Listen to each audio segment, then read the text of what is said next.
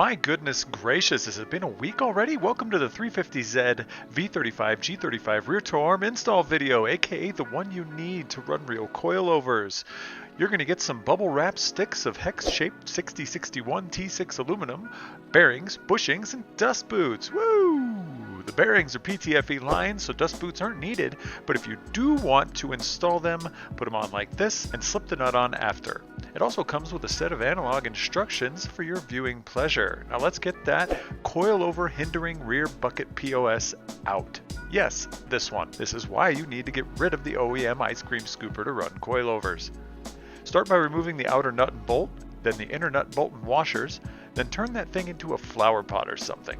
Now let's talk about adjustment.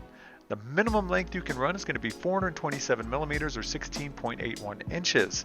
But where we like to start, as with all of our arms, is going to be OEM length, which in this case is 445 millimeters or 17.51 inches center to center. Now, for the maximum length, we're going to be talking about 482 millimeters or 18.97 inches for those that like to run all the toe in. We recommend starting at OEM length and winding in or out depending on your grip preferences. Now, this little guy sucks at life under hard driving and will probably move even without being as cool as this dude. Good Lord have mercy. Upsell, luckily we've got you covered with our eccentric lockout kits. Now, let's install the Gktech Toe Arm.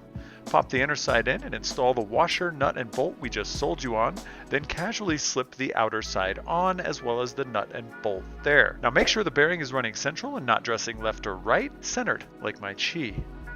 Now torque the inner side to these specs on the screen and move to the outer side and torque those johnnies down to these specs as well.